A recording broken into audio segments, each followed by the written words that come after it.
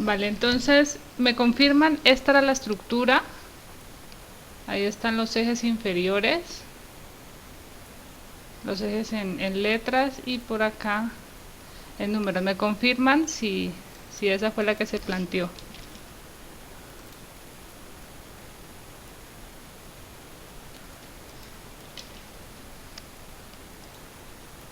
Sí, esa es, profe. Muy bien, entonces vamos a verificar las coordenadas del centro geométrico primero. Si se dibuja en AutoCAD y se tiene activa esta opción de centro geométrico, pues aquí podemos acotar esas coordenadas. En X está dando 1,09 y en Y estaría dando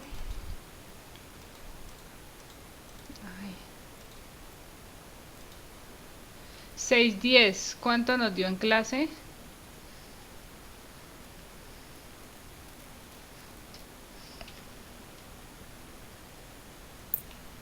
11.2 y De- 6.0.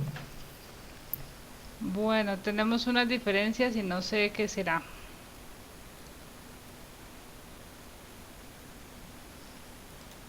Miremos cómo se calculó en clase.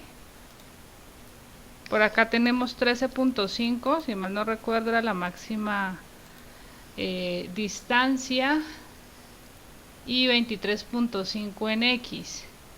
Los vacíos, este tiene 4 metros y 8 metros. Y el de acá tiene 6,75 y 3 metros. profe, es que en ¿Sí? clase creo que trabajamos con el 23.25, no, 23.5. No, Pero aquí sí, está 23,25. sí que tengo escuchando.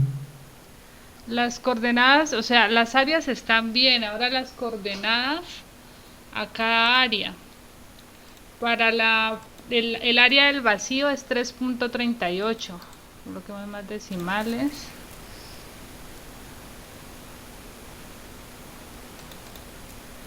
3,375. De, del otro vacío, del vacío grande, pues es justo esta mitad, 11,62. Y para Y 6,75. Verifiquen por favor esos datos. De la otra área, 21,25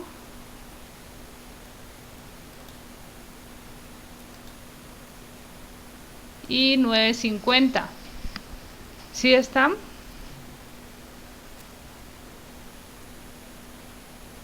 Del área mayor 23,5. En X 11,62. A ver si tiene más decimales. En clase tenemos 11.72. 7,2. Sí. Entonces ahí se cometió un error. Es 23,25 entre 2. O lo copié mal en el tablero. 11,62,5. 23,25. 11,62,5. Y para Y 6,75.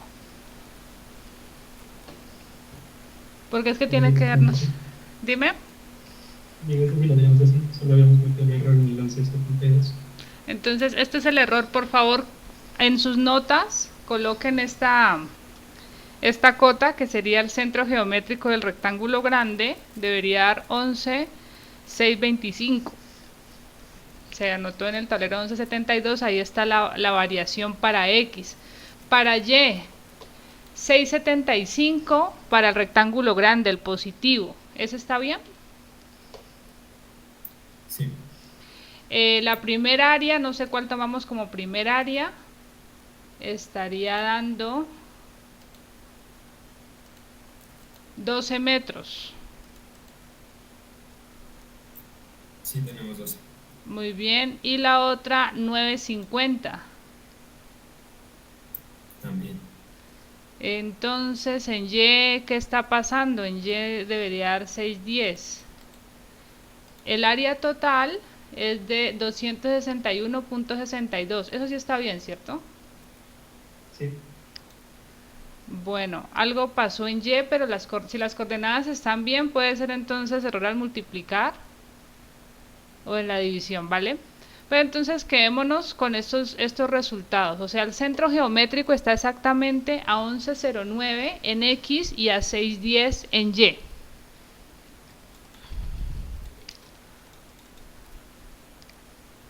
Para que ustedes lo verifiquen.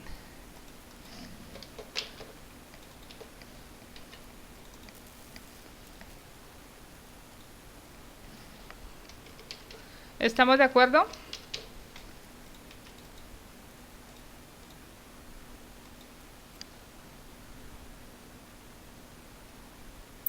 Listo, profe. Muy bien, entonces voy a llevarme este gráfico y vamos a anotar el centro de rigidez y cómo se hizo.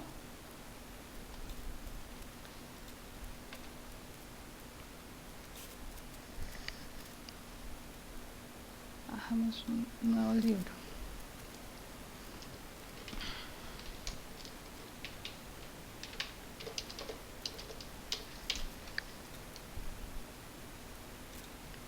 La clase la estoy grabando para que no se preocupen, esa la subo a la lista de reproducción.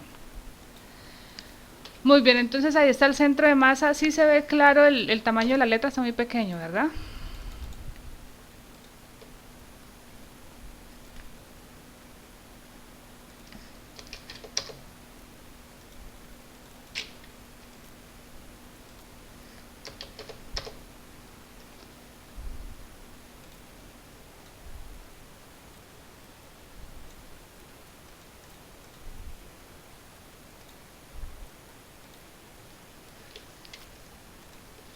Muy bien, el entrepiso 1, el entrepiso 2 tienen exactamente la misma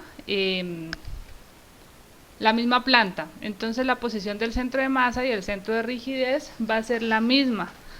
Por favor, me dicen el centro de rigidez, ¿en qué posición quedó? Primero la coordenada en X, por favor. 11.7. 11.7. Bueno, yo aquí lo voy a exagerar para que pues se pueda ver bien en el gráfico. Aunque había sido mejor dejarlo todo en AutoCAD, sino que no, lo voy a exagerar, ¿vale? Para que se vea bien en el gráfico simplemente. Entonces 11.7 metros y en Y 7.05. 7, 7.05.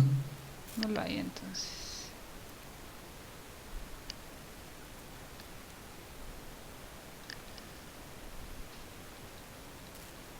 7.05 metros. Entonces estaríamos diciendo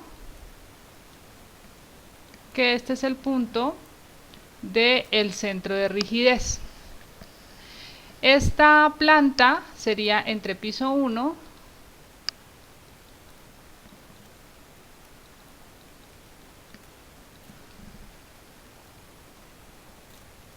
y es la misma para el entrepiso 2.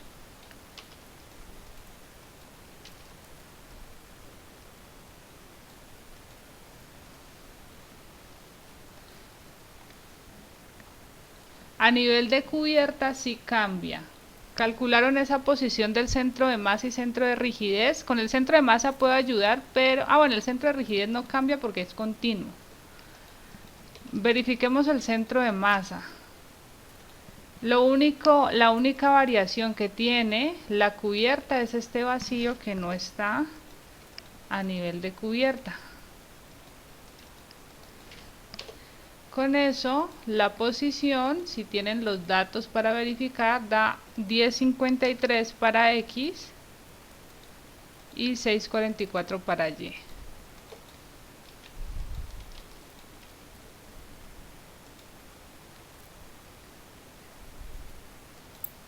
Profe, en los cálculos, ¿cuántos decimales llevamos?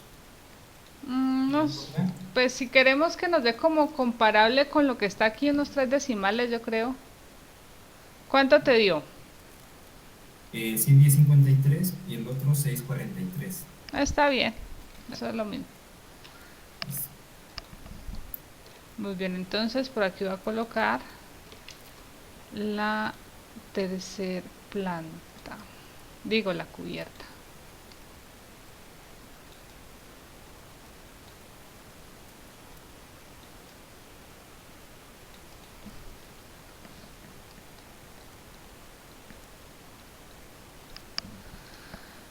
Muy bien, el centro de rigidez les decía no va a cambiar porque los elementos son continuos, entonces nos va a dar exactamente lo mismo. Da más excentricidad, 11.7. Si una columna, dos columnas no existieran a nivel de cubierta, que a veces es muy usual, bastante frecuente, entonces sí nos cambia esa posición del centro de rigidez.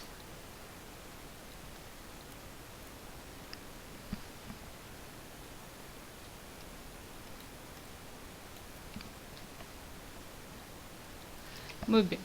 Entonces, ¿qué quiero?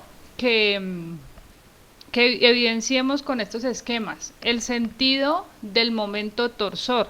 Ya teníamos anteriormente los datos de la excentricidad inicial, de la excentricidad accidental. Entonces, yo les decía, hay 4 posiciones de la excentricidad de diseño, considerando pues hacia dónde se mueve el centro de masa. Digamos que vamos a considerar el sismo en la dirección X. Entonces, el sismo le llega a la estructura en la dirección X. Este es el sismo.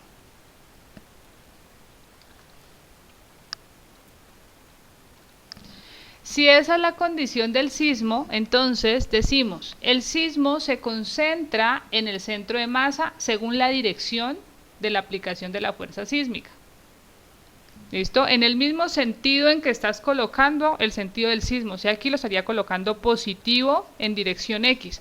Lo pongo así porque el sismo puede ir en la otra dirección, sería negativo. Entonces, si está en esa posición, la estructura responde en el centro de rigidez. ¿Listo? De modo que el momento torsor, ¿qué sentido tendría? ¿Horario o antihorario?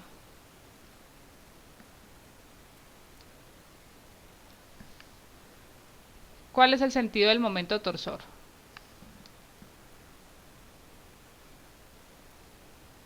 Antihorario. Antihorario. Muy bien. Ah, pero aquí me faltó una cosita, discúlpenme. Mover el centro de masa. Ese es el centro de masa, el punto teórico. Vamos a moverlo. Vamos a decir que el centro de masa se mueve. Recordemos que la excentricidad accidental es perpendicular al sismo, entonces se mueve en la dirección Y. El centro de masa se mueve hacia abajo.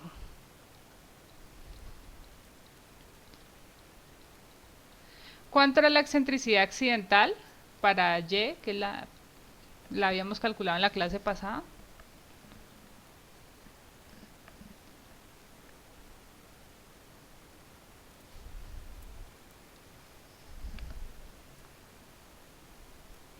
Excentricidad accidental.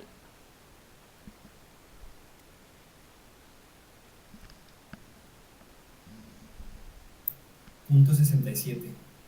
Ok, 67 centímetros. Entonces, nos movemos 67 centímetros hacia abajo.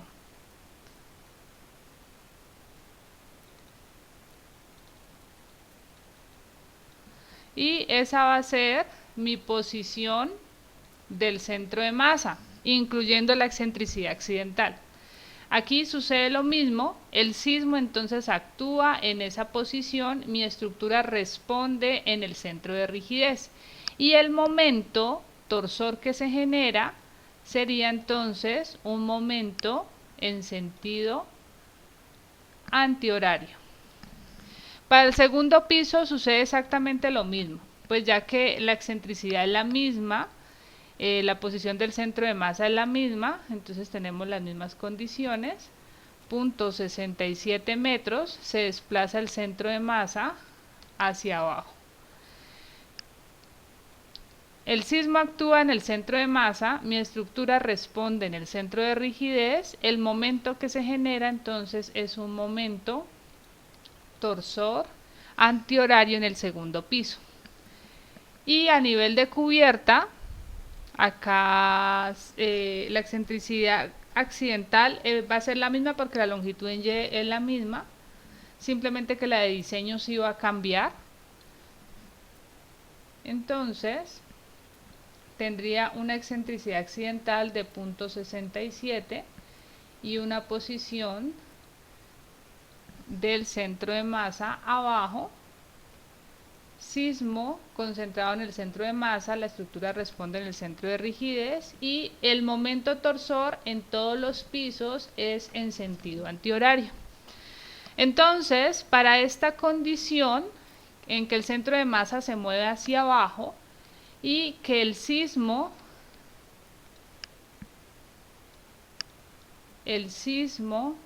actúa en dirección X positivo,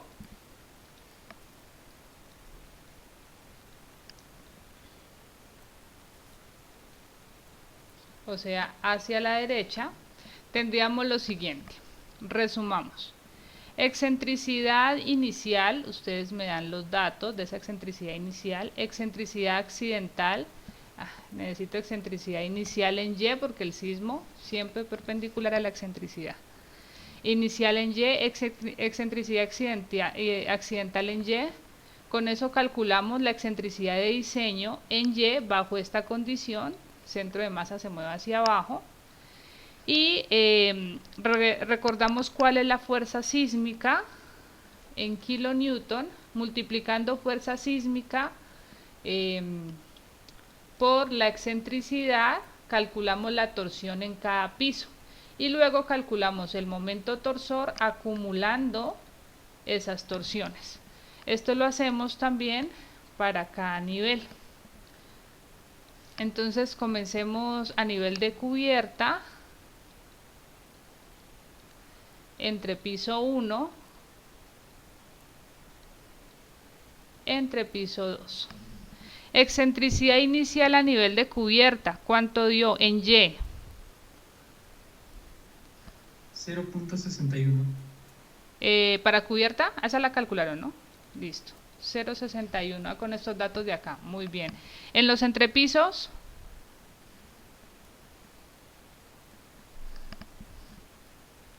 1.05. 1.05.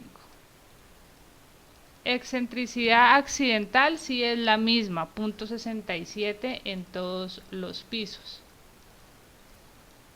Entonces, aquí es claro, viendo el esquema, esto por eso es mejor con esquemas, yo siempre lo explico con esquemas, que la excentricidad de diseño va a ser la suma entre la excentricidad inicial y la excentricidad accidental. Aquí tenemos excentricidad inicial en Y. Entonces sumamos las dos excentricidades y con eso tenemos la excentricidad de diseño. Y eso ocurre en todos los pisos. En todos los pisos vamos a sumar las dos excentricidades para encontrar la excentricidad de diseño.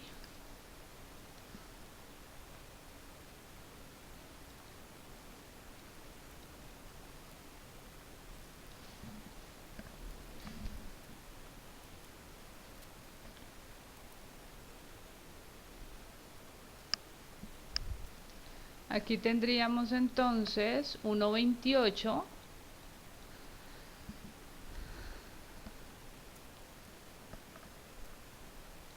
1.72, es una excentricidad bastante grande, y 1.72. Fuerzas sísmicas, por favor me recuerdan, fuerza sísmica de cubierta.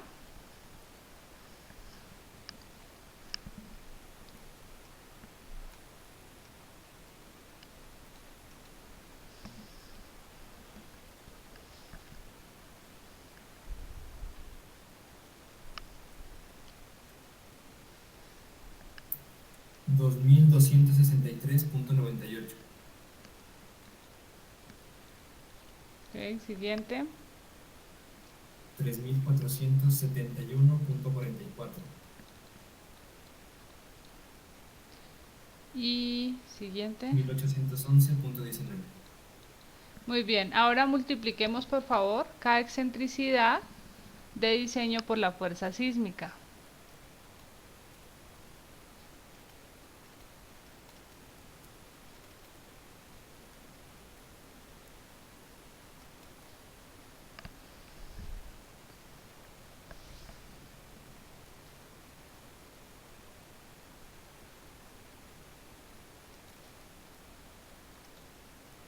En el momento que no sé si está grabando.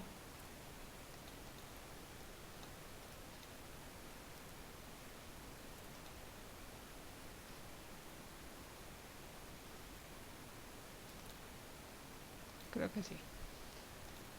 ¿Cuánto da?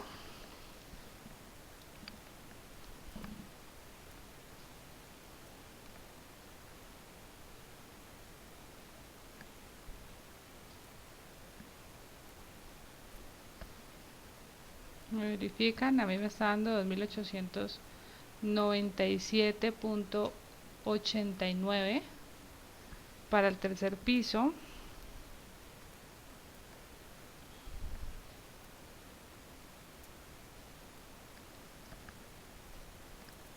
$5,970.88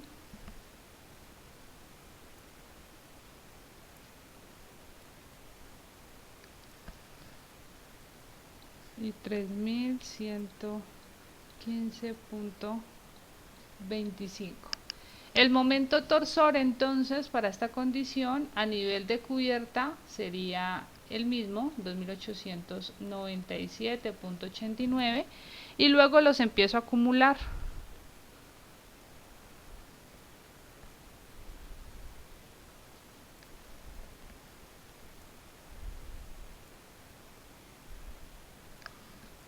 Por aquí tendría 8.868.77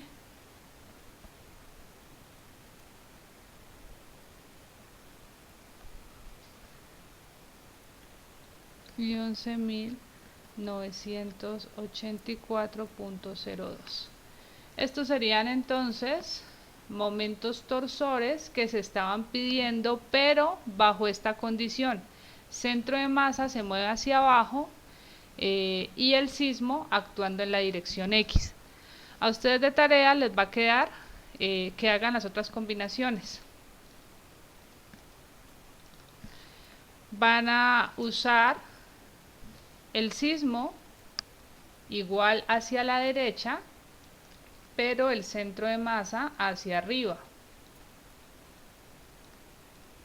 Luego el sismo hacia la izquierda, centro de masa hacia abajo, el sismo hacia la izquierda, centro de masa hacia arriba. Listo, esas serían las combinaciones que faltan. Obviamente nos va a variar.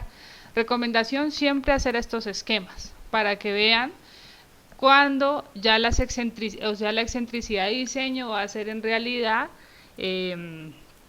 la resta entre las dos excentricidades, con la excentricidad inicial, perdón. Entonces siempre hacerlo con esquemas. Vamos a hacer otro esquema para el sismo en la dirección Y.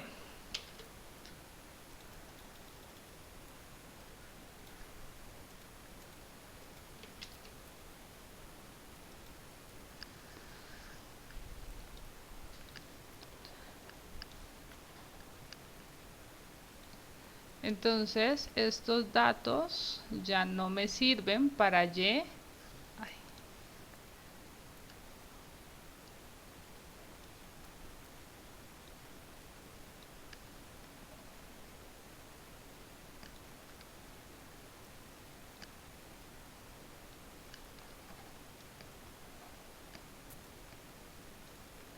Ahora voy a utilizar la excentricidad en X.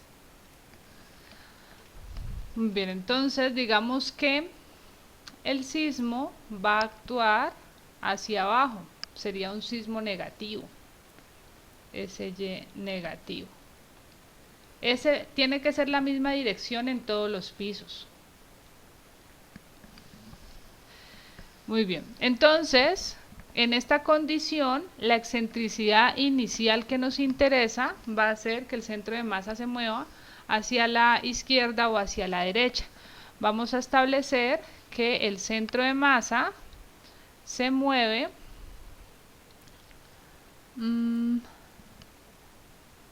hacia la izquierda.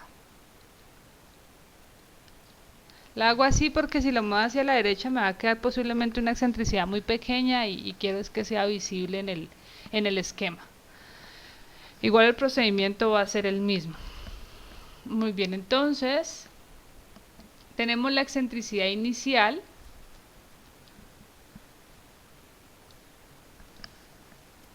Que sería esta. Excentricidad inicial en X. Ahora determinamos excentricidad accidental. ¿Cuánto dio la excentricidad accidental para el centro de masa en dirección X?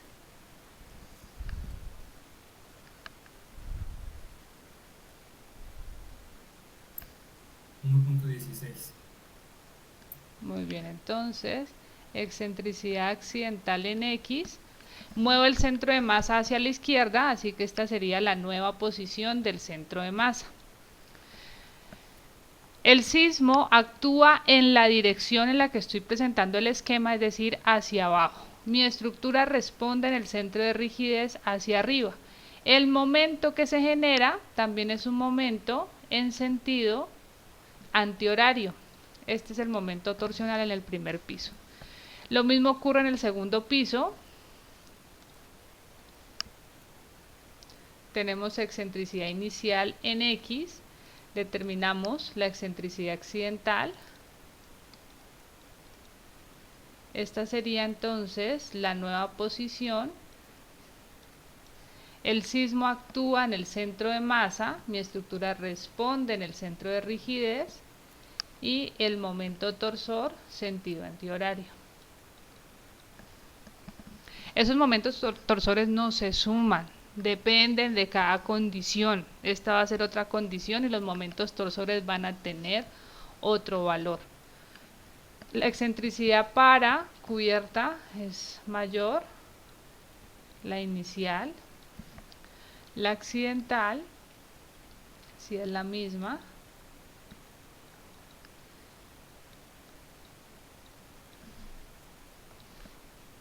El sismo actúa en el centro de masa, la estructura responde en el centro de rigidez. Y este sería el momento torsional del tercer piso. Con esas condiciones repetimos esta tablita para esta nueva condición.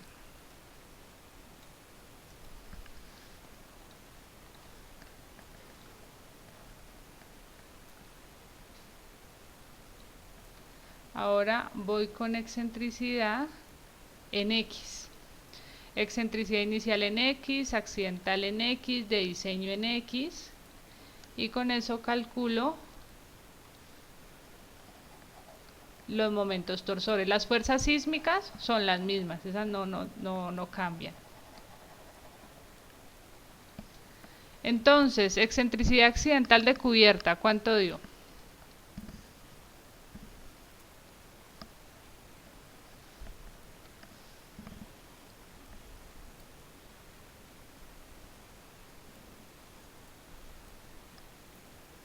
$1.16.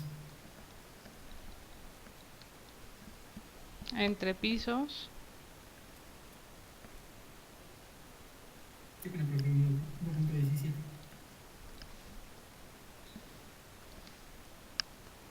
Muy bien. Entre pisos 0,5. Ah, no, esto que tengo acá, está viendo una foto, pero verdad que se modificó. ¿Cuánto daría?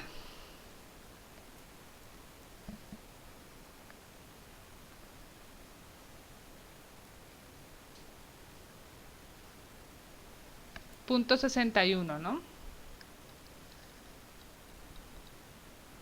.61 y .61. La accidental sí creo que no se modificaba. 1.16.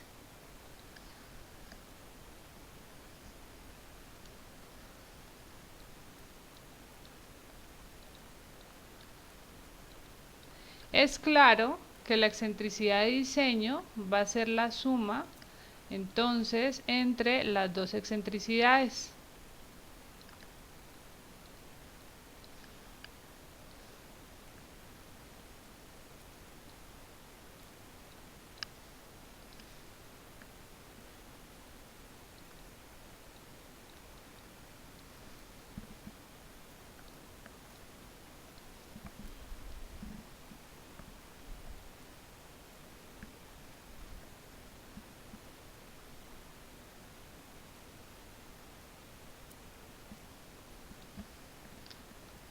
Dos punto 33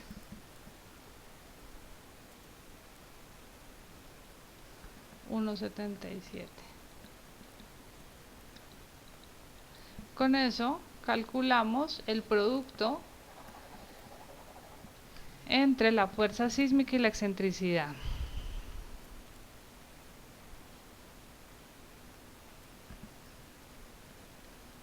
$5.275.07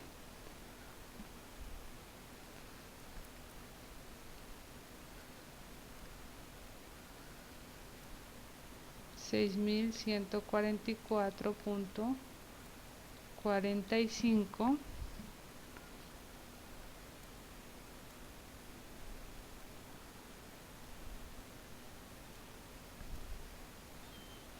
y 3.205.81. Los momentos torsores son mayores para esta condición porque la excentricidad es mayor.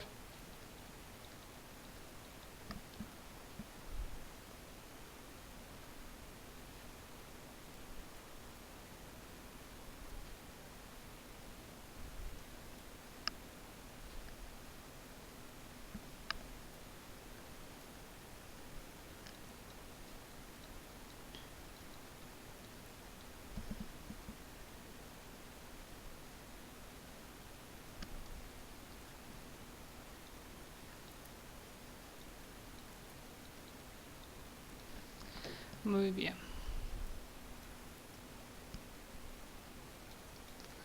La torsión, por ejemplo, en esta condición, en la anterior estaba dando 11.900, 12.000. Aquí está dando 14.600, la máxima torsión.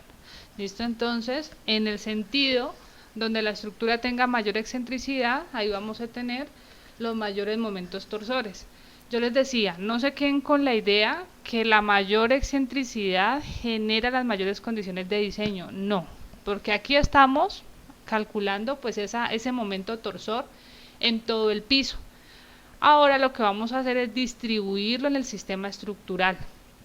Ahí vamos a ver que en algunas condiciones conviene que ese momento torsor pues sea pequeño, porque lo que va a hacer es quitarle efecto al primer movimiento, que es el traslacional. Igual que el caso anterior, aquí faltan otras condiciones, ustedes las van a evaluar. Entonces, sismo hacia abajo y centro de masa hacia la derecha. Y falta sismo hacia arriba, centro de masa hacia la izquierda y sismo hacia arriba y centro de masa hacia la derecha.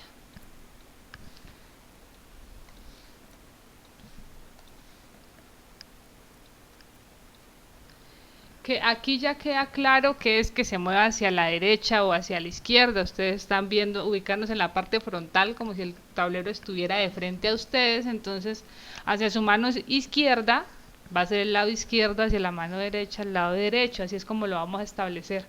¿Listo? Porque no sé después por qué colocan izquierda y mueven el centro de masa hacia la derecha. Entonces, siempre de frente. de frente al tablero, de frente a su cuaderno, miran cómo mueven el centro de masa. ¿Alguna pregunta hasta ahí?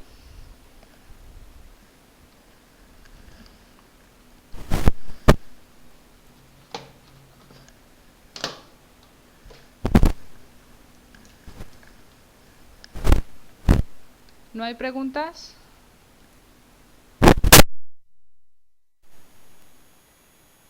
No, profe. Entonces, hasta aquí es el contenido que vamos a evaluar para el segundo examen.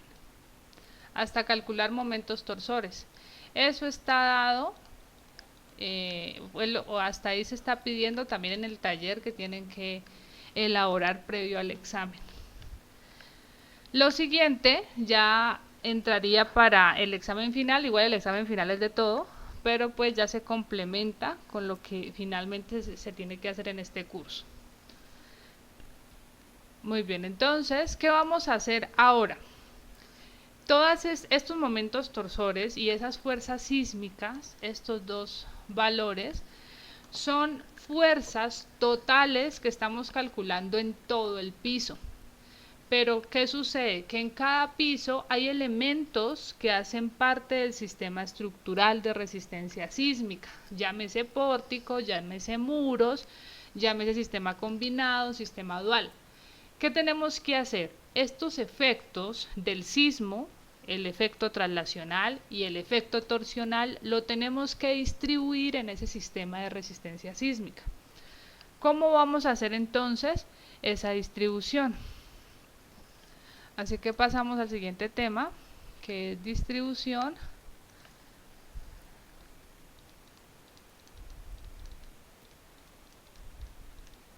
de la fuerza sísmica, o del sismo mejor,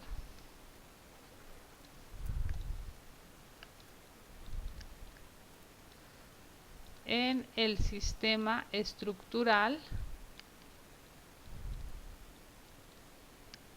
de resistencia sísmica.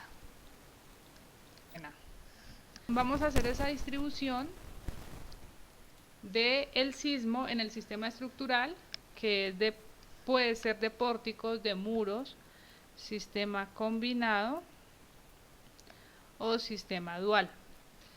Nos vamos a concentrar, o este curso tiene el alcance solamente para hacer la distribución en un sistema de pórticos. Entonces, es un factor importante a considerar para la distribución sísmica, establecer cuál es el sistema estructural de resistencia sísmica. ¿Por qué? Porque esa distribución va a utilizar la rigidez. La distribución que se hace del sistema se va a realizar en función de la rigidez del sistema estructural y también de la rigidez del diafragma, que ya vamos a ver qué es esa rigidez del diafragma. Entonces, interesa establecer cuál es ese sistema estructural, porque la forma en que se calcula esa rigidez va a estar en función de ese tipo de sistema. Ustedes han visto ampliamente cómo se calcula la rigidez de un pórtico y de manera conceptual. ¿Listo? Para un pórtico de un piso, una luz, pues el método va a ser extenso si utilizamos lo que vimos de análisis estructural. Ahora si tenemos 2 pisos, 3 pisos y muchas luces, pues mucho más extenso. Vamos a ver aquí algunas metodologías en las que vamos a simplificar ese cálculo de la rigidez del sistema estructural para pórticos. Para muros es otra cosa, para sistema combinado, sistema dual es otra cosa. Entonces el alcance será solamente para pórticos. Muy bien. ¿Cómo vamos entonces a hacer la distribución? Imaginémonos un sistema de resortes unidos a una placa.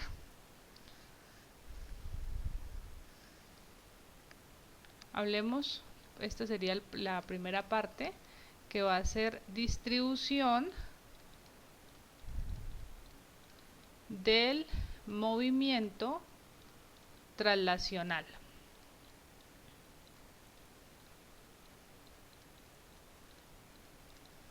A este movimiento traslacional le vamos a llamar de aquí en adelante efecto directo.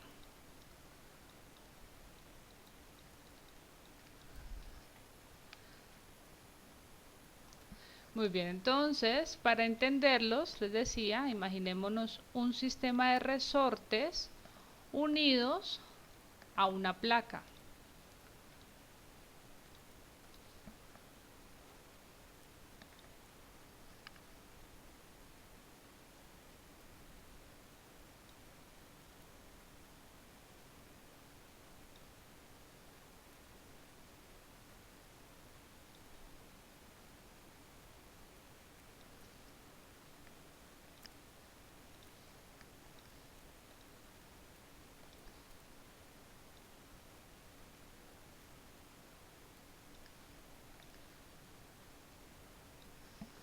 Muy bien, entonces todos esos resortes van a tener una rigidez K sub I. Todos tienen una rigidez K sub I. De forma que si yo le aplico una fuerza a ese sistema de resortes,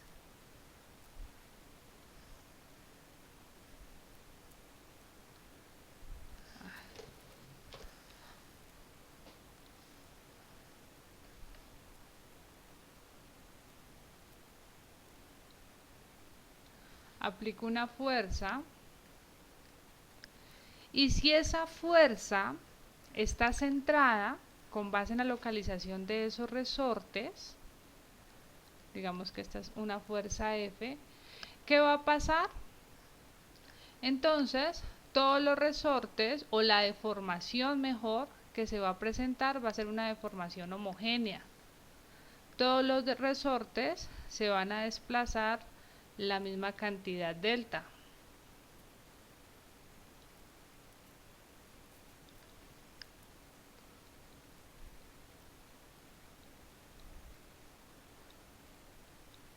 Todos según su rigidez, pues van a desplazarse la misma cantidad.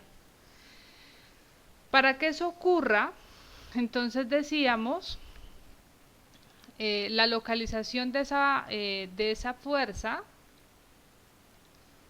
pues coincide con la posición del centroide geométrico. Digamos que tenemos un eje de referencias, este sería entonces la posición de ese centroide, y con base en esa posición pues también determinamos cuál es la posición de cada resorte o de ese eje de referencias.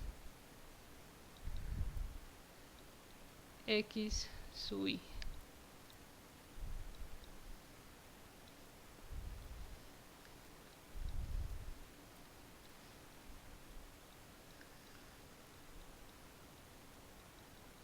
Este sería entonces el eje de referencia. Muy bien, entonces en esta primer condición, donde tenemos que todos los resortes experimentan la misma deformación, tendríamos la siguiente condición. Si yo hago una sumatoria de fuerzas en Y, tendría hacia arriba la fuerza que le estoy aplicando y hacia abajo, ¿qué va a aparecer? Pues para que esto esté en equilibrio, los resortes tienen que generar una fuerza que se oponga al movimiento de esa fuerza F. No se ve mucho esta. Entonces aquí tendría un sistema de fuerzas en función de la rigidez de los resortes. Llamemos a este R sub I, una resistencia que ofrecen los resortes. Como tengo un sistema en paralelo de resortes, entonces sería menos una sumatoria de esa resistencia de resortes igual a 0. De ahí entonces que puedo establecer que la sumatoria de las resistencias va a ser igual a la fuerza. ¿Qué representa esta sumatoria de resistencias en la estructura? ¿Ustedes qué creen? ¿qué representan los resortes en las estructuras?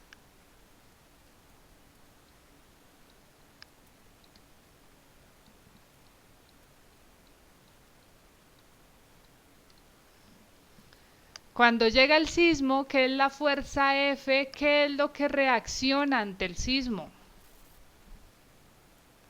El sistema estructural. El sistema estructural. Entonces, esos resortes, como estamos concentrados en que hablamos de pórticos, y para cualquier sistema, representan la resistencia del sistema estructural.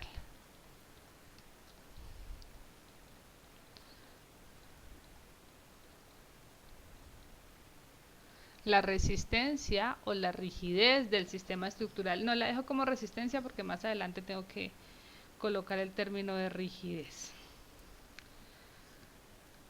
Muy bien. Ahora, si yo hago sumatoria de momentos respecto al eje de referencias, llamémoslo O, entonces hago sumatoria de momentos respecto a O, tendría la fuerza sísmica que me está, digamos, este sentido positivo, pongo un sentido de rotación. Entonces, la fuerza sísmica por su brazo, que sería X sub C, menos cada resorte por su brazo, que estaría en función de su posición X sub Y. Entonces, cada resorte, la resistencia de cada resorte por su posición X sub Y. Como es un sistema de resortes, pues aquí tengo que establecer una sumatoria de esas resistencias igual a 0. Es decir, que el momento que me genera esa fuerza por su posición va a ser igual a la sumatoria de las resistencias del sistema estructural por su posición. Muy bien, ahora hablemos de qué es la resistencia en un resorte. ¿A qué llamamos o qué representa esa resistencia en un resorte? Hablemos o establezcamos simplemente cómo se comporta un resorte. Este resorte tiene una rigidez K sub I. Entonces, si decimos que le aplicamos una fuerza, por ejemplo, a ese resorte, de modo que el resorte se me deforma una cantidad delta, y la fuerza, digamos que viene, la asociamos a lo que reacciona cada resorte, R sub I.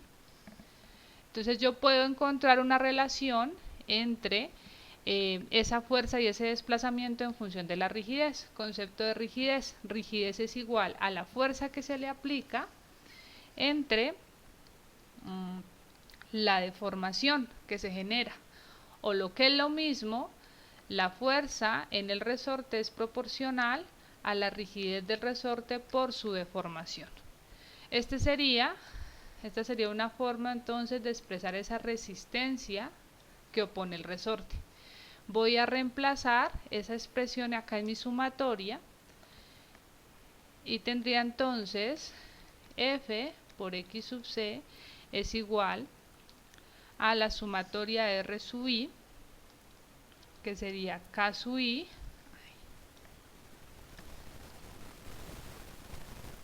que sería sumatoria de K sub I por delta por X sub I. Me tiene que quedar por dentro del paréntesis. Por X sub I. Muy bien.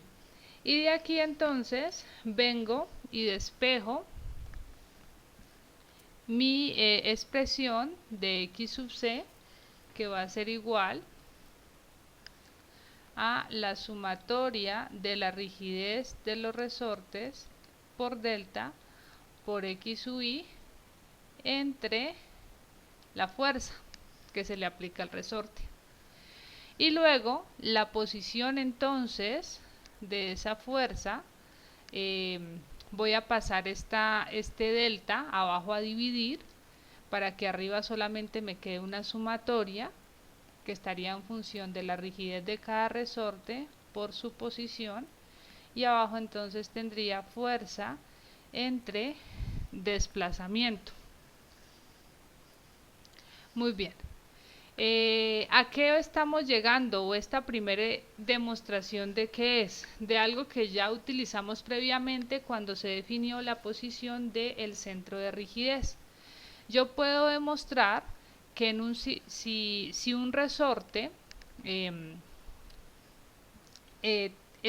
una fuerza proporcional a su rigidez, entonces en un sistema de resorte la sumatoria de esas resistencias de los resortes también va a ser igual a si yo le aplico una fuerza total F a todo el sistema y pues ese sistema se deforma todo una cantidad delta. Es decir que esta expresión que está acá abajo, fuerza entre desplazamiento, para este sistema que está en equilibrio, viene representándome lo que es la sumatoria de la rigidez de todo el sistema. Rigidez de todo el sistema.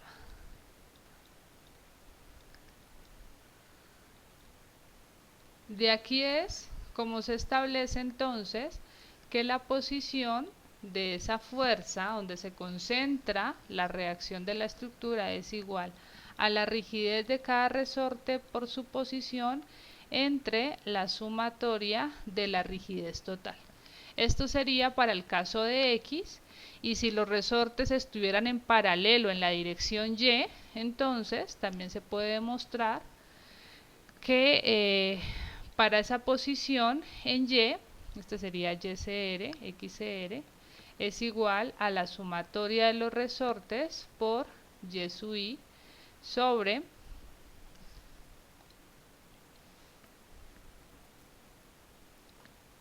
la sumatoria de K sub I. ¿Listo? Esta es una primer condición. La hago porque más adelante tenemos que utilizarla, sobre todo cuando estemos hablando de torsión. Muy bien. Y ahora, simplifiquemos entonces el sistema de resortes o el modelo anterior de ese sistema de resortes. Hablemos de una barra en la que tenemos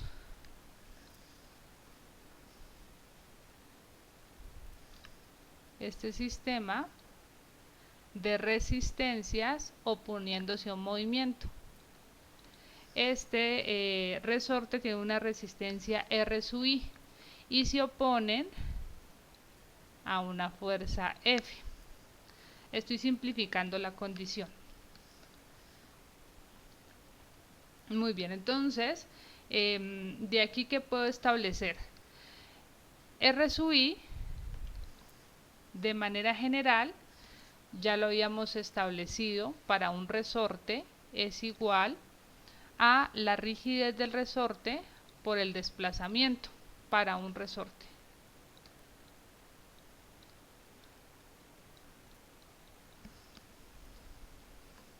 Muy bien, entonces la fuerza F que le aplico al sistema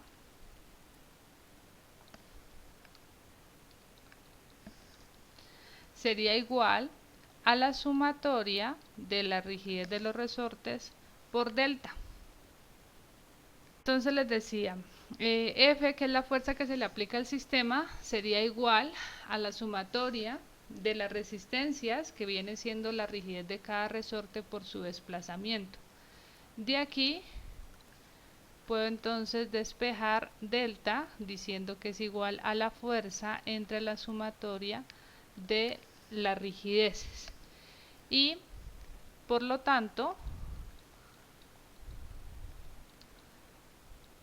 la resistencia en un resorte sería igual a K sub I sobre sumatoria de K sub I por la fuerza, reemplazando delta en esa expresión.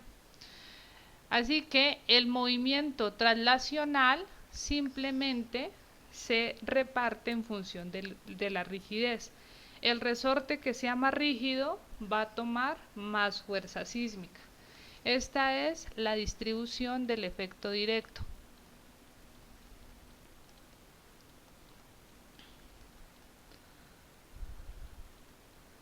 En función de la rigidez.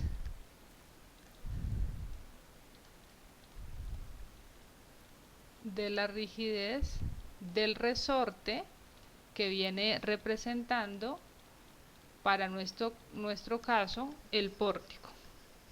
Entonces necesitamos determinar cuánto es la resistencia o cuánto es la rigidez de cada pórtico en cada dirección. Miren que es un porcentaje.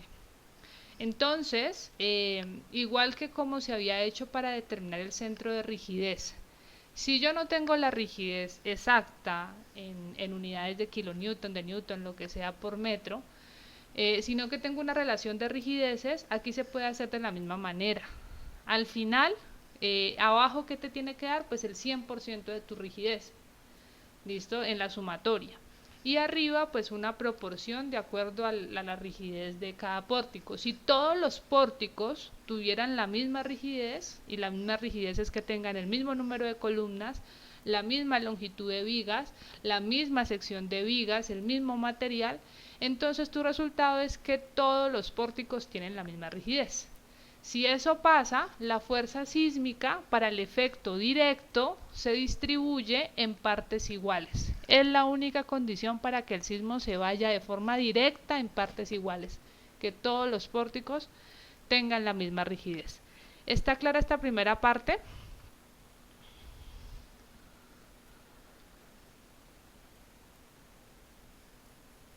¿Listo? El efecto directo entonces va a ser simplemente en función de la rigidez. Vamos ahora a ver el efecto torsional. Entonces, ese efecto o esa distribución del movimiento rotacional lo vamos a llamar efecto indirecto.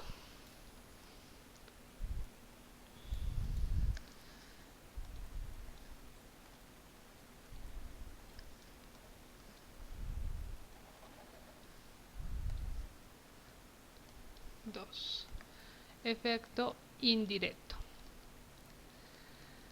¿Por qué se denomina efecto indirecto? Muy bien, en el caso anterior tú tenías simplemente una fuerza y esa fuerza la distribuiste directamente en un sistema de resortes. En el movimiento traslacional no tienes fuerza, tienes un momento. Entonces, ¿qué vamos a hacer? Ese momento lo vamos a pasar en términos también de fuerzas horizontales. Por eso se denomina efecto indirecto, porque se distribuye en función de un momento torsional. Muy bien, entonces, para este caso, cuando hay movimiento traslacional, ocurre lo siguiente. Tenemos de nuevo el sistema de resortes.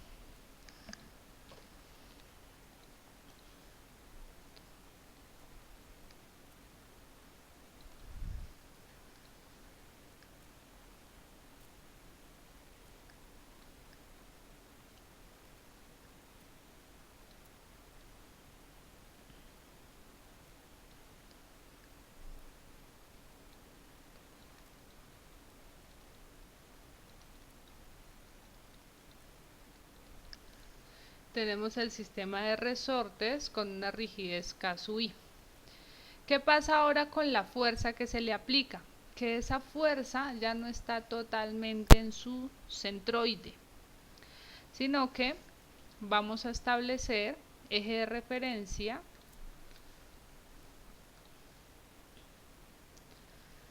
más por acá está el eje de referencia. Y la fuerza sísmica ahora va a tener la siguiente posición. Digamos que esta es la fuerza F que se le aplica en una posición diferente al centro de rigidez. Entonces recordemos que la fuerza sísmica está aplicada en el centro de masa, por ejemplo. ¿Y ahora qué pasa? Que la estructura responde en donde se concentra su rigidez. Digamos que todos estos resortes tienen la misma rigidez, o sea que su respuesta está justo en el centro de ellos. Es decir, que si aquí está la posición del centro de rigidez, XCR, pues decíamos que tenemos una excentricidad X. ¿Listo? Hay una excentricidad. Cuando hay una excentricidad, entonces aparece un momento torsor. Mi sismo actúa en el centro de masa, mi estructura responde en el centro de rigidez, entonces aquí se genera un momento torsor. Esa es la condición geométrica que me representa la torsión.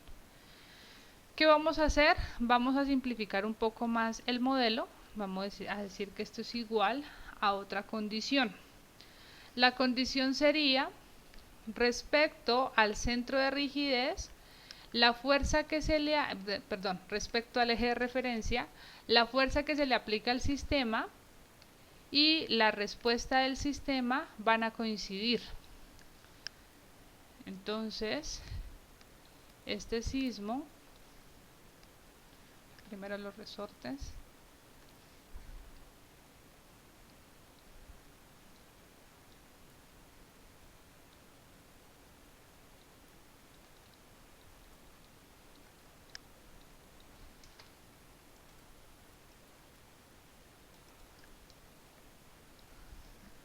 bien, entonces el sismo va a actuar justo donde responde la estructura, es decir, vamos a quitar esa excentricidad.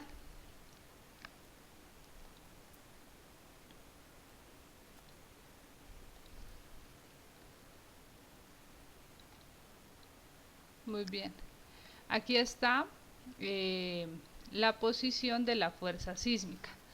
En este caso estaríamos hablando de una distribución de efecto directo. Esto corresponde al efecto directo, que ya lo vimos. O sea, la fuerza distribuyéndose en función de la rigidez de los resortes, que sería el mismo caso anterior, exactamente lo mismo.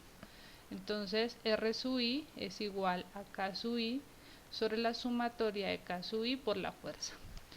Pero bueno, o sea, si hacemos eso, pues no estamos haciendo gran cosa porque no está el movimiento, no le cambié aquí, el movimiento rotacional no se ve. Y dijimos que en este efecto indirecto lo que nos importaba era ese momento rotacional. Entonces, ¿qué decimos? Bueno, no voy a colocar excentricidad, pero sí sé que hay un momento torsor. Y ese momento torsor va a ser igual a la fuerza por la excentricidad.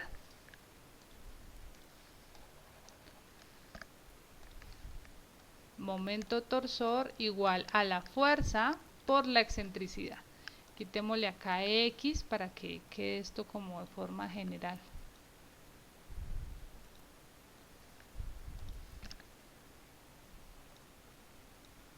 Muy bien, entonces momento igual a fuerza por excentricidad. Así que con ese momento voy a calcular entonces mi efecto indirecto. Así que en este movimiento rotacional sí hay un efecto directo inicial. Efecto indirecto. ¿Qué me hace ese momento torsor en términos de las deformaciones que se generan en el sistema de resistencia sísmica? Lo que ocurre ahora es que los resortes no se deforman la misma cantidad. ¿Por qué? Porque como hay una rotación en el sistema, Entonces mis resortes van a ser lo siguiente.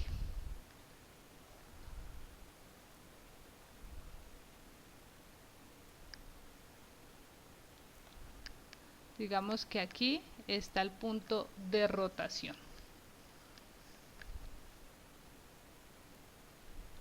Se genera un ángulo de torsión teta. Entonces teta es el ángulo de torsión. Ese ángulo de torsión que me indica que entre más alejado esté el resorte, mayor va a ser la deformación. Este resorte que tiene una rigidez K sub I va a tener una deformación delta sub I, siendo que ese resorte está en una posición X sub I. Si me ubico en otro resorte, pues el otro resorte tendrá esta deformación más pequeña. Y así pues voy estableciendo cuál es la deformación para cada resorte. Entonces ya, a diferencia del caso anterior, cada resorte se va a deformar una cantidad delta sub I en función de su posición X sub I. Eso es lo que me hace el efecto indirecto. Cada resorte se deforma una cantidad delta sub I en función de su posición X sub I. Así que si este es un resorte que tiene una rigidez K sub I, ahora la deformación ya no es delta, sino que va a ser una deformación delta sub I, asociada a una fuerza en función de su resistencia. R sub I va a ser igual a la rigidez del resorte por el desplazamiento de ese resorte según su posición.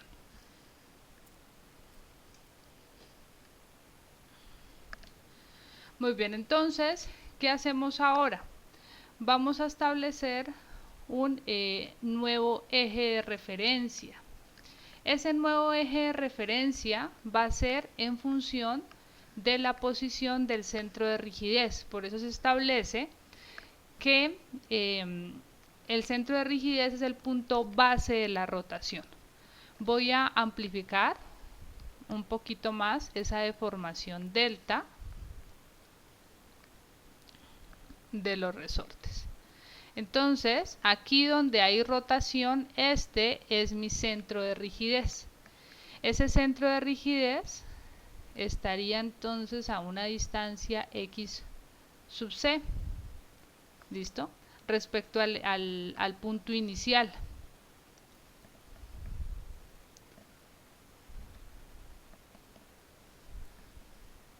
A ver, esto lo ha puesto con un azul.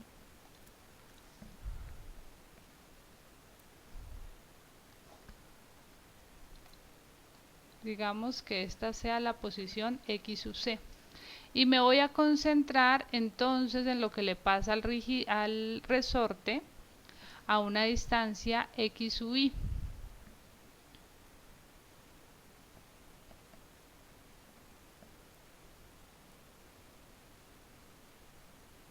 No, dibujemos solamente el resorte por aquí.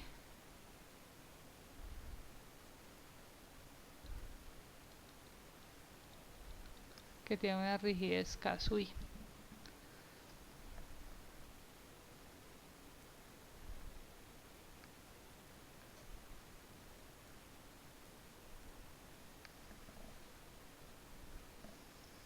Bueno, si este resorte inicialmente estaba a una distancia desde el eje de referencia inicial, estaba en una posición X sub I. Pero entonces voy a plantear un nuevo eje de referencia. Ese nuevo eje de referencia va a hacer que pase, voy a hacer que pase por el centro de rigidez. Nuevo eje de referencia. A partir de ese nuevo eje de referencia voy a llamar entonces a una nueva posición del resorte como mi distancia x sub y prima. ¿Listo?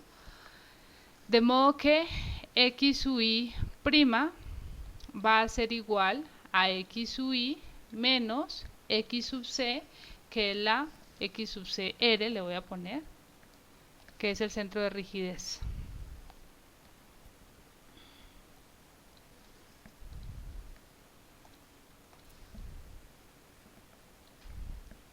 Muy bien.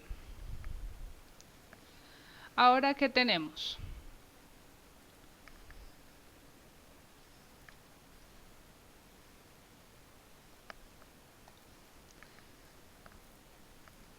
En efectos de determinar la resistencia de un resorte con base en este desplazamiento delta, yo puedo establecer que aquí se me genera entonces mi desplazamiento delta sub i para ese primer resorte en una posición x sub i, y con eso establecer cuál es el valor entonces de mi ángulo de rotación. Siguiendo la teoría de las pequeñas deformaciones,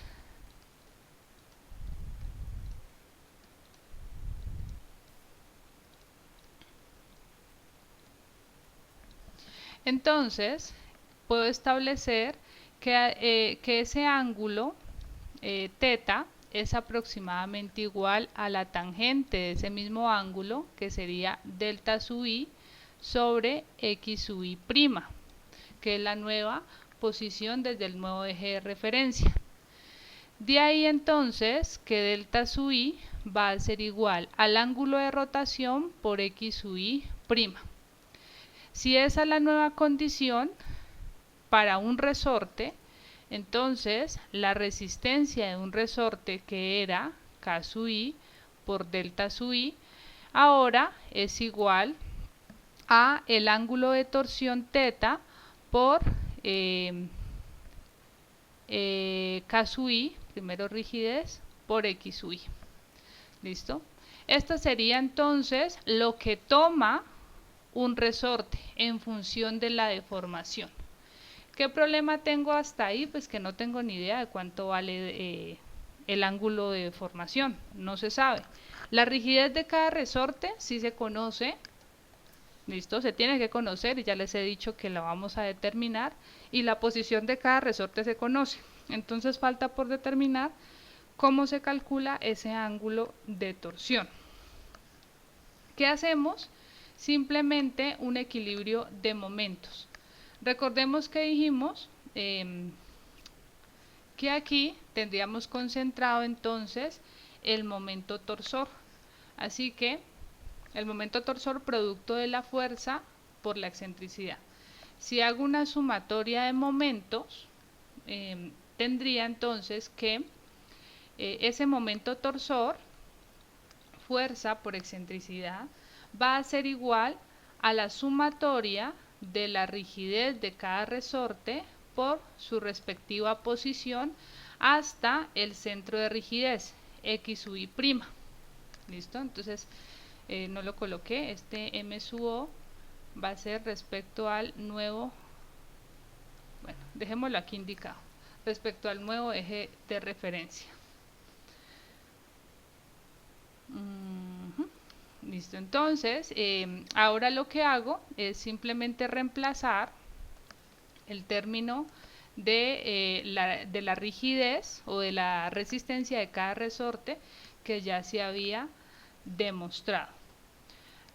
Tendría entonces que el momento torsor va a ser igual a la sumatoria de θ, que es la rigidez, por K sub i por x sub i,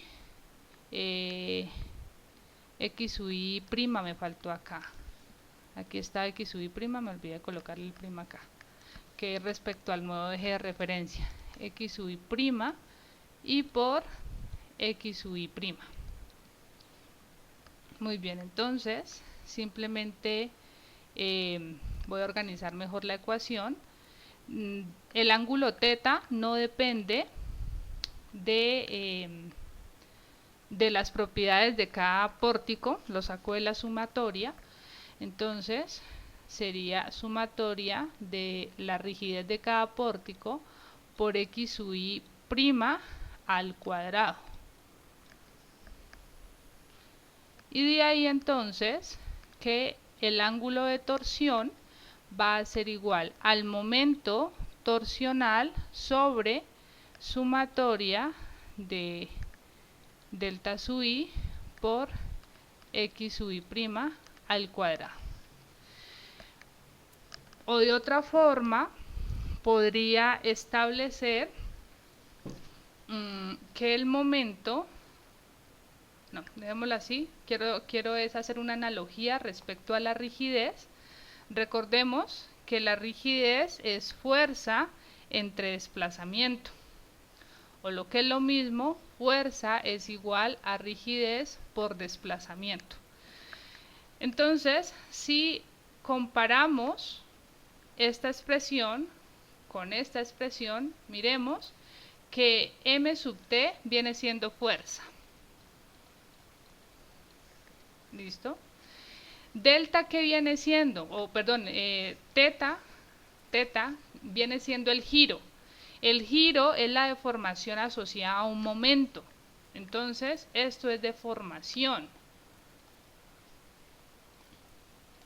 O sea, esto viene siendo las veces de F, esto viene siendo las veces de U. Con eso puedo establecer que todo este término de acá no es otra cosa que un término de rigidez, sino que no es igual que las rigideces anteriores porque ahora se involucra un momento y un giro. A esta rigidez se le determina rigidez torsional.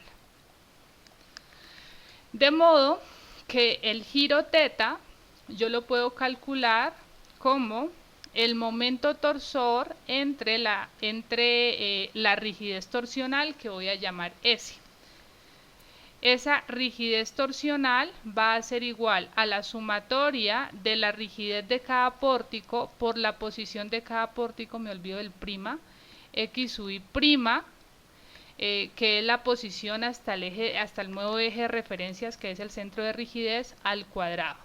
Y el momento torsor es igual a la fuerza por la excentricidad. Esta va a ser entonces la forma de determinar el efecto indirecto.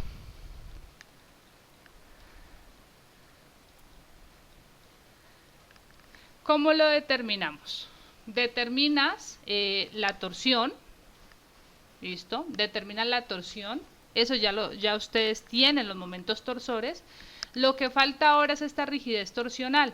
Recuerden, x sub i prima es la posición de cada pórtico desde el centro de rigidez, que es nuestro nuevo eje de referencias para este caso de torsión. Muy bien, entonces tienes rigidez de pórtico, tienes posición de cada pórtico, con eso calcula rigidez torsional. Tienes rigidez torsional, momento torsional, calculas el giro. Y teniendo ese dato, el efecto indirecto, o sea, lo que toma cada pórtico, va a ser igual a teta, que es el ángulo de torsión, por la rigidez de cada pórtico, por la posición de cada pórtico desde el centro de rigidez. ¿Listo? Este es el efecto indirecto. Ese efecto indirecto lo vamos a nombrar en los cálculos siguientes como B sub T, efecto indirecto, que va a ser un cortante indirecto. Y el cortante directo lo vamos a nombrar como B sub, ya me olvidé cómo es este símbolo. Eso es alfa, creo, ¿no? B sub alfa, para identificarlo más adelante. Muy bien, entonces, ¿a qué conclusión llegamos? Lo primero, la mayoría de las estructuras, por no decir que todas, van a tener efecto indirecto, o sea, van a tener movimiento rotacional. El movimiento rotacional en sí se compone a partir de dos efectos, efecto directo, efecto indirecto. El efecto indirecto simplemente se va a calcular en función de la rigidez de los pórticos. El pórtico que sea más rígido va a tomar más fuerza. Si todos tienen la misma rigidez, ese cortante se distribuye en partes iguales. El efecto indirecto producto de la torsión lo vamos a calcular de la siguiente manera. El ángulo de torsión por la rigidez de cada pórtico, por la posición de cada pórtico hasta el centro de rigidez. De aquí solamente desconocíamos lo que era el ángulo de torsión, que se va a calcular como el momento torsor que se conoce entre la rigidez torsional, que se calcula en función de la rigidez de cada pórtico y de la posición de cada pórtico hasta el centro de rigidez. ¿Hasta ahí está claro?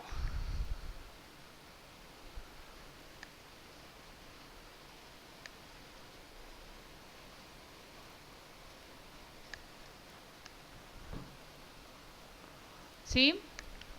¿No?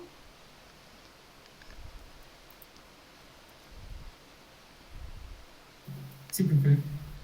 Muy bien, entonces ustedes qué van a tomar o qué necesito que tengan de expresiones claras. Esta de las resistencias, tanto para el efecto indirecto como el directo, y cómo se calcula el ángulo de rotación en función del momento torsor, que eso ya lo tienen, y la rigidez torsional. Estas son las expresiones nuevas que vamos a utilizar de aquí en adelante.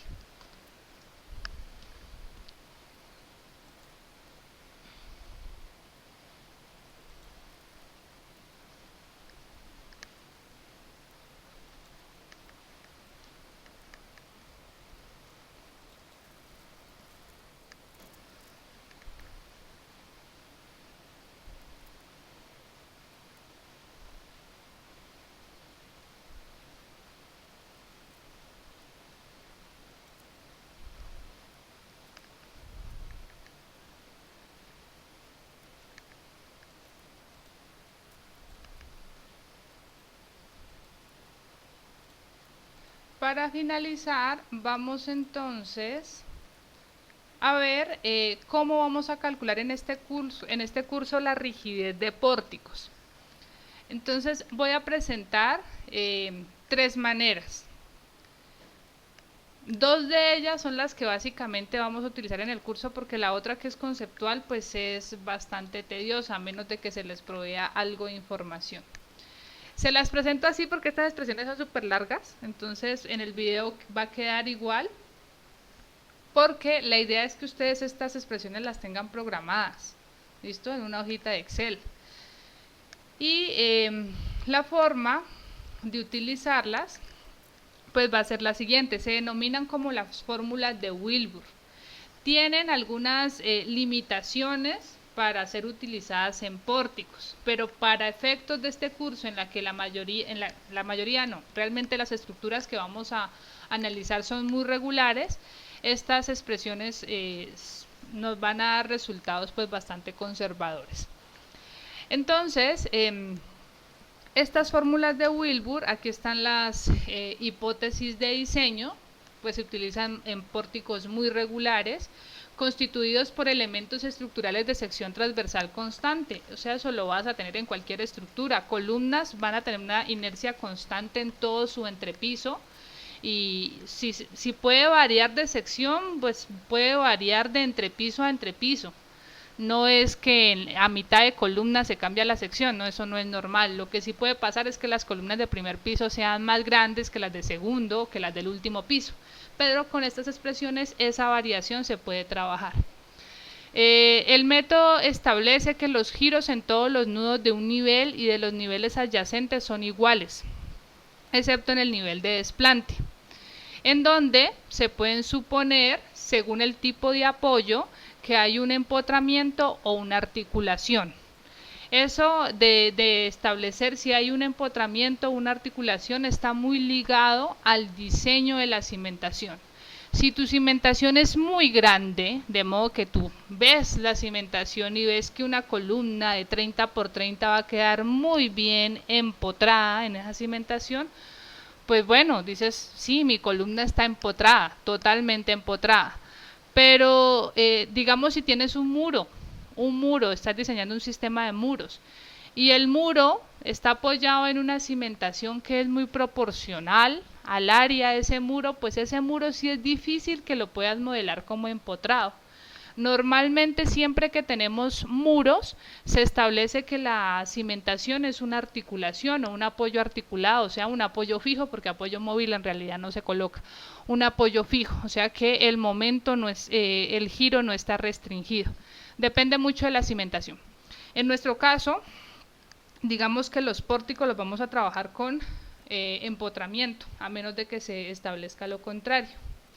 También se establece que los cortantes en los dos entrepisos adyacentes al de interés son iguales al de ese piso en estudio. Estas serían las expresiones entonces que se utilizan. Las del primer piso, con columnas, la primera expresión es columnas empotradas y la segunda expresión es para columnas articuladas. ¿Cómo se calcula? 48 veces el módulo de elasticidad que es E, que va a ser conocido, en función de la altura del entrepiso 1. ¿Listo? Entonces, digamos que tienes un pórtico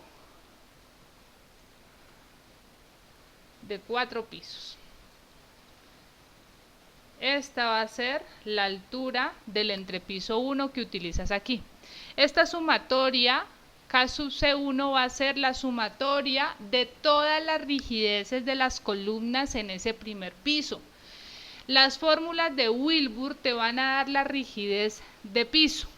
¿Listo? En este caso, si este fuera el pórtico, pues tienes 2 columnas en todo ese piso. ¿Listo? Pero si, digamos, tuviéramos un pórtico un poco más irregular, como este, en el primer piso tienes 3 columnas, en el segundo piso 3 columnas, en el cuarto y en el quinto solamente 2 columnas. ¿Listo? Entonces eso está en función de la rigidez de cada columna. Si todas las columnas tienen la misma rigidez, pues esta expresión sale súper fácil. H2 va a ser la altura del segundo entrepiso. O sea, la rigidez del primer piso está en función del primer y de propiedades del primer y segundo piso. K sub B, sumatoria de las rigideces de todas las vigas en el primer entrepiso. Para el primer entrepiso, estas serían las vigas. Entonces, cuando hable de esa sumatoria, estaría hablando de 2 vigas. Si las 2 vigas tuvieran la misma longitud, L1, L2, pues si tuvieran la misma longitud, pues aquí está en función solamente del número de vigas. Si tienen longitud diferente, pues hay que utilizar la longitud que corresponda. Aquí aparece otra vez la rigidez de columna. Columnas de segundo piso. Vámonos por el caso de empotradas en la base. Arriba tengo 48 veces el módulo de elasticidad. Está en función de la altura del piso 2, de la altura del piso 1 y de la altura del piso 3. Esta sería altura del piso 3. De la sumatoria de las rigideces de las columnas del segundo piso, sumatoria de las rigideces de las vigas del primer piso, sumatoria de las rigideces de las columnas del primer piso, sumatoria de las rigideces de las vigas del segundo piso. ¿Listo?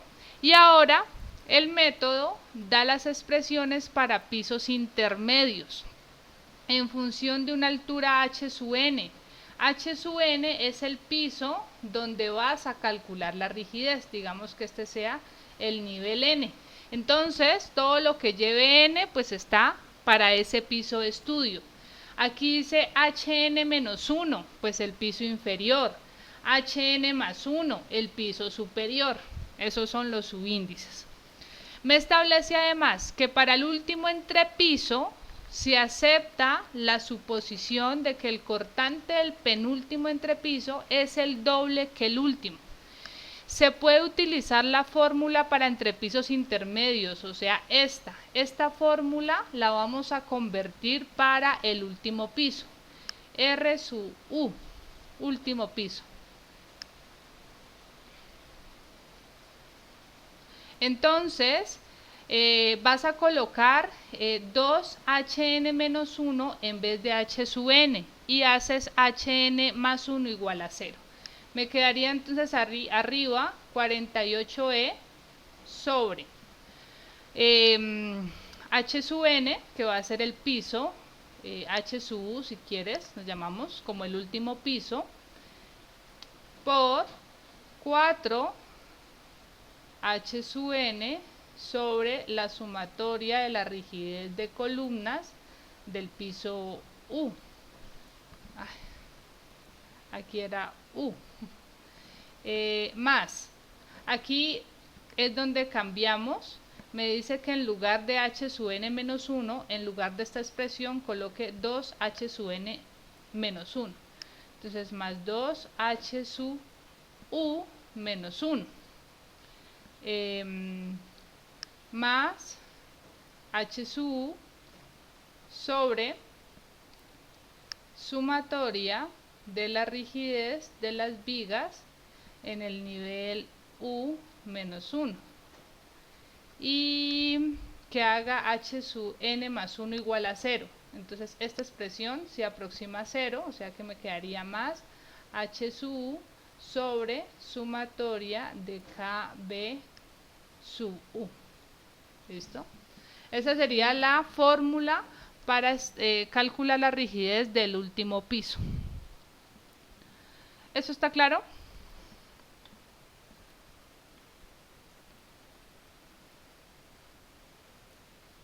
Sí, profe. Muy bien. Algo importante, si tu estructura es de 2 pisos, tu estructura tiene primer piso y último piso, no segundo piso. El segundo piso es si tu estructura tiene pisos intermedios. Tu último piso va a ser en sí, o sea, el último piso de tu estructura. Entonces, en una estructura de 2 pisos, el segundo piso viene siendo tu último piso. Utilizas esta expresión. Si tiene 3 pisos, si tiene 3 pisos, sí, esta sería la expresión para el primer piso, segundo piso, y esta sería la del tercer piso, que viene siendo tu último piso. Eso para tenerlo en cuenta cuando se usen las expresiones. Estas expresiones, por favor, prográmenlas, ¿listo? Que les va a servir. En Excel sale súper rápido haciendo esa programación. Aquí están las expresiones para calcular la rigidez. K sub Bn, él te dice que calcules una rigidez relativa, básicamente porque el módulo de elasticidad lo está haciendo constante, o sea, las expresiones de Wilbur no sirven para pórticos que sean con materiales mixtos. Tienes que ser o pórtico todo en concreto o pórtico todo en acero. Entonces quedan en función solamente de la inercia de la viga y de la longitud de la columna para calcular la rigidez de viga. Si vas a calcular la rigidez de la columna, inercia de la columna sobre longitud de la columna. Ojo con esas columnas que no son cuadradas. Depende de su localización. Entonces, por ejemplo, aquí sabemos que tenemos 2 sentidos o 2 inercias, mejor, y en un sentido del pórtico, por ejemplo, si este fuera el pórtico,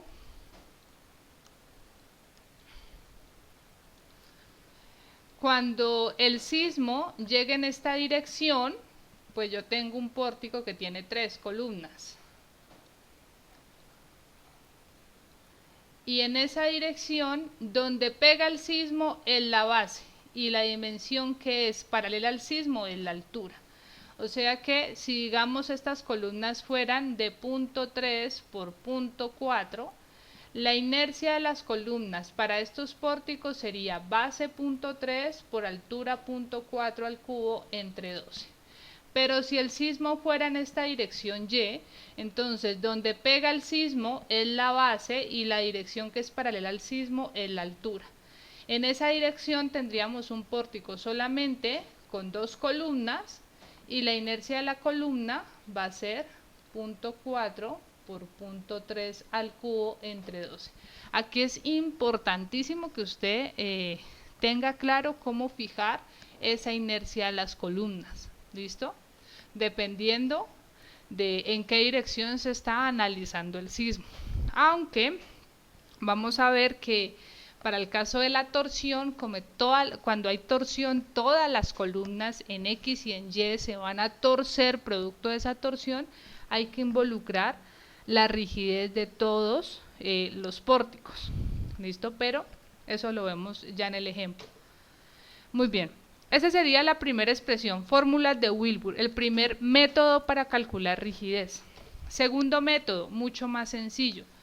Este método se utiliza para edificios de corte. Lo primero que van a hacer es consultar cuáles son los requisitos para clasificar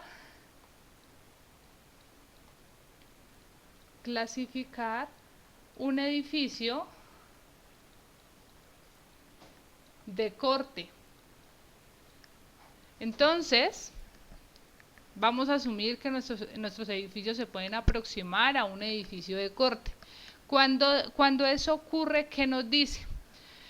Que en el edificio de corte usted puede calcular la rigidez de piso en función de solamente la rigidez de las columnas. Es decir, cuando llega el sismo, usted dice el elemento que más rigidez le aporta para fuerzas sísmicas es la columna. Entonces, el método del edificio de corte lo que dice es esto. Vas a modelar tu columna como una columna doblemente empotrada. Una columna doblemente empotrada que sometida a una fuerza horizontal se desplaza a una cantidad delta. Con base en esta suposición se puede demostrar entonces que la rigidez de esas columnas doblemente empotradas sometidas a esa fuerza horizontal es 12 veces el módulo de elasticidad por la inercia de la columna sobre la longitud de la columna al cubo. Así que, si tuviéramos este pórtico, por ejemplo, entonces tú dices, mira, todas las columnas tienen la misma sección transversal, o sea que esto se vuelve constante. La altura de la columna viene siendo la longitud, o sea que calcula la inercia a una columna. Entonces esta tiene una inercia de columna, esta tiene una inercia de columna, una inercia de columna. Total, la rigidez en este primer piso va a ser 3 veces la inercia de la columna. Digamos que la altura es constante en segundo y tercer piso. O sea que la inercia de la columna es la misma en primer, segundo y tercer piso. Si eso pasa, la rigidez del segundo piso sería igual a 2 veces inercia de la columna, rigidez de la columna, a 2 veces la rigidez de la columna, porque tienes 2 columnas. Y la rigidez del tercer piso sería también 2 veces la rigidez de la columna. Este sería el caso de todas las columnas iguales